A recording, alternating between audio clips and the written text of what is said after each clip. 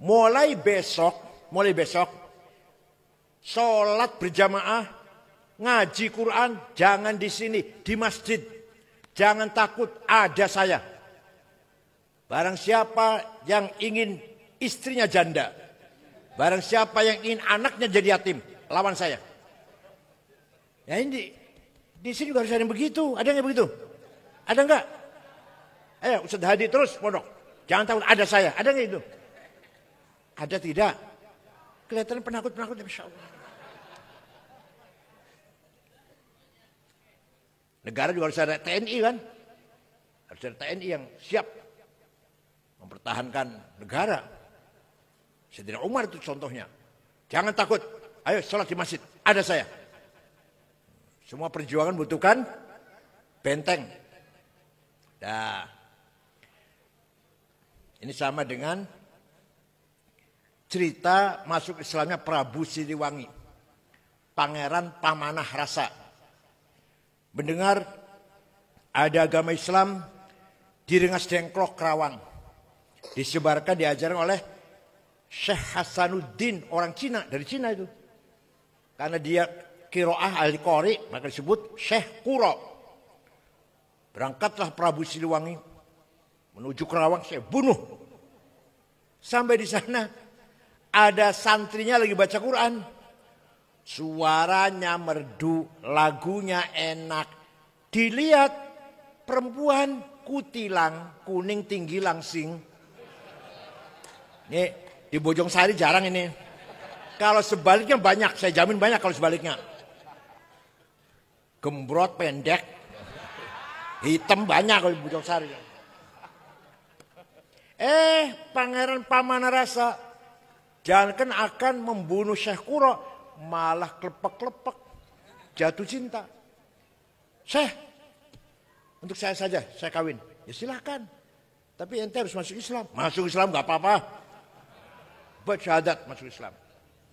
Terjadi pernikahan antara Prabu Siliwangi dengan Subang Larang. Anaknya Ki Gede Tapa, Bandar Pelabuhan Cirebon. Kepala Bandar Pelabuhan Cirebon. Konon katanya Prabu Siliwangi Islamnya nggak serius. Nggak begitu serius lah. Tapi nanti punya anak 3. 1, Syekh Rahmatullah yang terkenal dengan panggilan Prabu Kian Santang. Yang kuburnya di Gunung Gadog, Garut. Ini nggak tahu ya, sejarah ini nggak tahu. Masya Allah, tapi kalau dongeng lainnya apal-apal. Yang menyebarkan Islam seluruh masyarakat Sunda Parahyangan. Itu jasanya Syekh Rahmatullah Prabu Kian Santang. Yang kedua, Syekh Somadullah yang akan jadi Bupati Cirebon. Sakti orangnya. Terkenal dengan panggilan Ki Kuwu Cirebon. Yang ketiga perempuan. Namanya Walang Sungsang. Cantik. Atau Syarifah Mudaim. Dinikah oleh Sayyid yang datang dari Pakistan. Kalau dulu India ya, Pakistan lah. Nanti punya anak Syekh Syarif Hidayatullah atau Sunan Gunung Jati. Jadi Sunan Gunung Jati itu dari ibu cucu Prabu Siliwangi. Kalau dari ayah Minas Sadah. Turunan Nabi dari Al-Hasni. Dari Musa Al-Kadzim. Bukan dari Yaman, bukan. Dari Samarkand, dari Samarkand.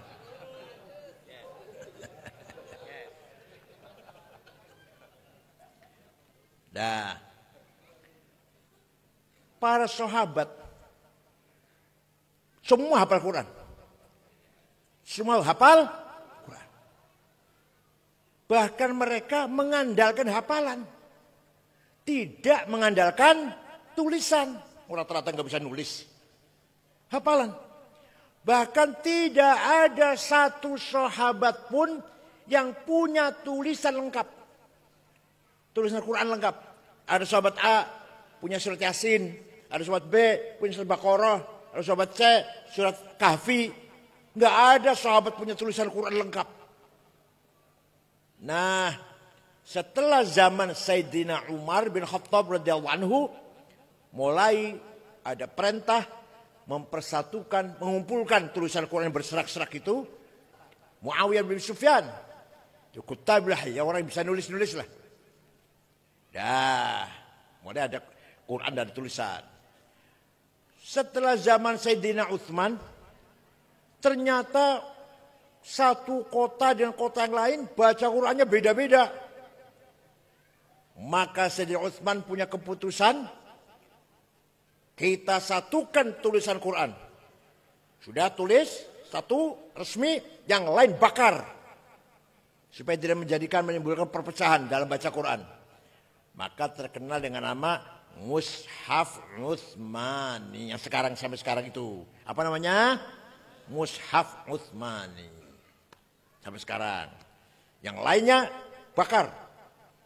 Itu jasanya Sayyidina Utsman bin Affan. Kalau Bapak ingin tahu fotokopi Quran zaman Sayyidina Utsman, saya punya di rumah. Gak bisa baca, saya gak bisa baca. Titik saja gak ada. Ba, ta, tha, nun, ya sama. Jim, ha, kho sama. Dal, dal sama. Ro, zai sama. Dan seterusnya, gak ada titik lah.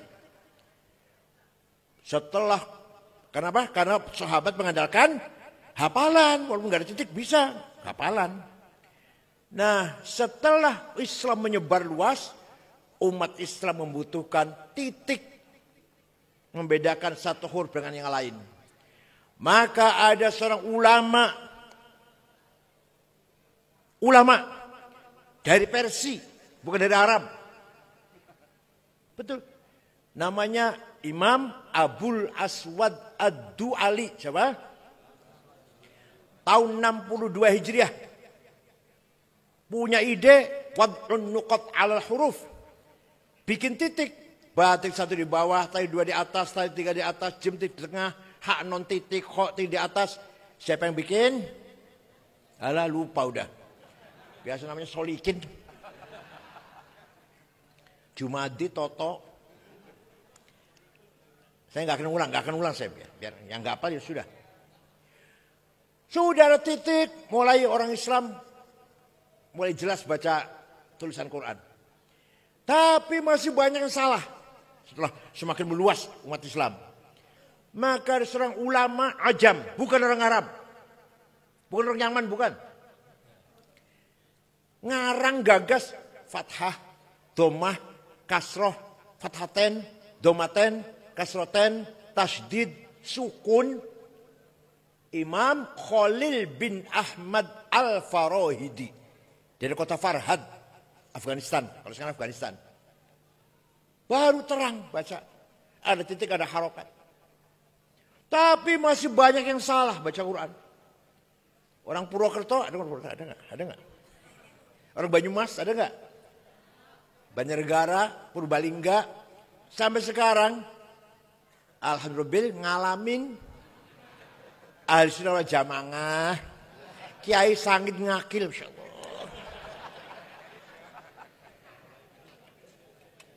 Itu berarti keluarnya huruf dari tenggorokan nggak benar. Makhraj. Maksudnya apa namanya? Keluarnya huruf, keluarnya suara. Menyuarakan huruf dari tenggorokan nggak benar. Maka ada imam besar dari Ajam, bukan dari Arab. Betul, saya tanggung jawab ngomong ini. Saya tanggung jawab ngomong gini. Dikira namanya Imam Abu Ubaid Qasim bin Salam. Wafat tahun 224 Hijriah. Bikin ilmu tajwid tilawatil Quran. Ilmu memperbaiki baca Quran. Ilmu taj. Baru ada terminologi izhar, ikhfa, idgham, iqlab, qalqalah, mad lazim, mad tabi'i, mad jaiz, dan seterusnya. Huruf halak, huruf elat, apa huruf? Ya Allah, yang bikin namanya Imam Abu Ubaid Qasim bin Salam. Paham tidak? Nah, kita bersyukur pesantren Darul Fikr ini mewajibkan tahfidzul Quran. Ini luar biasa. Insya Allah yang mendukung persalinan ini yakin min ahli jannah. Yakin. semampunya, semampunya. Because istita'ah. Yang bisa harta-harta, yang bisa pikiran-pikiran, yang bisa tenaga-tenaga. Ayo kita dukung pesantren tahfidz Quran. Luar biasa. Pun. Jadi Al-Quran seperti sekarang yang kita baca ini dijaga oleh huffadzil Quran. Kalau nggak ada yang hafal, ayo kalau ada kesalahan cetak, tambah huruf atau kurang huruf, nggak tahu. Tapi kan ada yang hafal, banyak hafal, ketahuan kalau ada keliru dalam percetakan. Silahkan, saya bukan menghina bukan. Silahkan Bapak tanya ke gereja, Romo, pastor, Pak, sampean hafal Injil enggak? Enggak ada yang hafal Injil, enggak ada. Paling ngutip sana ngutip sini ya. Itu seperti anak yang hafal Quran tuh, yang lanyah, lancar. Enggak ada. Dengan adanya ilmu tajwid, maka baca Qurannya harus ada aturan ilmunya. Tanya pada orang Kristen, ada tajwidnya enggak baca Bible tuh? Ada idhar, idgham, ikhfa, ikrabnya enggak? Apa sampai qiraatus sab'ah? Wah, enggak ada. Cara baca Quran ada 7 qiraat. Itu yang muttafaq, yang 3 syadz, 10 sebenarnya qiraat 10. Tanya orang Kristen, tanya. Ada enggak cara baca Injil sampai 7? Ya, silakan. Itulah kelebihan Al-Qur'an. Ada lagi. Hanya dalam agama Islam ada ilmu metode mengoreksi, meneliti informasi. Namanya ilmu mustalahil hadis.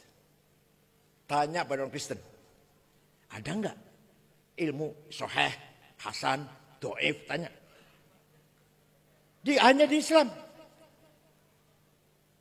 Ceritanya tahun 99 Hijriah, tahun berapa? Khalifah Umar bin Abdul Aziz gelisah.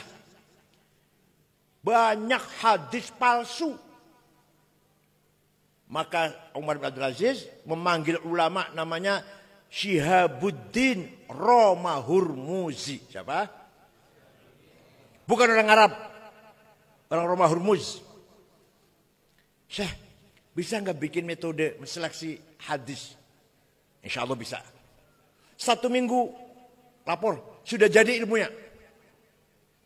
Coba terangkan. Hadis ada yang sahih. Syaratnya ada 4. Antara murid dan guru ketemu. Jadi kalau misalnya saya ngomong, kata Gus Dur, sahih itu karena saya ketemu dengan Gus Dur. Jadi kalau saya ngomong, kata Kiai Hasyim Asy'ari, itu enggak sahih, saya enggak ketemu dengan Kiai Hasyim. Yang kedua, si gurunya dobit, hafalan cerdas. Yang ketiga, thiqah, bisa dipercaya gurunya ini.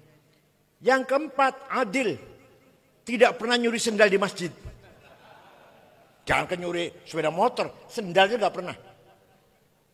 Kalau dalam kitabnya diterangkan contohnya tidak pernah mencuri sebutir bawang. Itu contoh kita, contoh saya yang biasa terjadi lah, nyolong sendal di masjid. Yang salah khotibnya, yang salah. Khotibnya khutbah, khudul hasanat wa turkus sayyiat. Ambil yang bagus-bagus, tinggal yang jelek-jelek. Keluar pilih sendal bagus jadinya. Yang jelek ditinggal. Yang salah khotibnya yang salah. Dah. Ilmu mustalah hadis. Imam Bukhari yang hafal hadis 600.000 dengan sanadnya, setelah ditatbikkan, diimplementasikan dengan ilmu mustalah hadis, menurut beliau hadis sahih hanya 4.000. Beliau, tapi kalau Imam Muslim lebih banyak lagi, Imam Hakim lebih banyak lagi hadis sahih, bukan hanya 4.000. Itulah ilmu yang bermanfaat. Ada lagi Imam Syafi'i. Ini orang Arab ini. Orang Arab Syafi'i. Imam siapa? Abu Abdullah Muhammad bin Idris bin Abbas bin Uthman bin Syafi' bin Musayyab bin Abdul Yazid bin Abdul Muttalib. Nama lengkapnya itu. Lahir di kota Ghazah yang sedang dibom oleh Israel ini. Itu lahirnya Syafi'i. Tahun 150 Hijriah. Wafat di Kairo. Dusun Fustat, Kairo, Mesir. Tahun 204 Hijriah. Artinya usianya cuma 54 tahun. 50? Ada orang usianya pendek tapi jembar. Kiai Wahid Hashim, bapaknya Gus Dur, tim inti anggota panitia persiapan kemerdekaan Indonesia, tim 9, ketuanya Soekarno, sekretarisnya Muhammad Hatta, Wahid Hashim anggotanya, usianya hanya 39 tahun. Imam Ghazali 55, lebih dari Imam Syafi'i 1 tahun. Dan banyak imam-imam yang muda, wafat muda, luar biasa. Ada lagi orang Depok, usianya panjang tapi sempit. Hanya lumayan untuk nyoblos Pak Sufyan. Gak ada manfaatnya kecuali untuk nyoblos Pak Sufyan.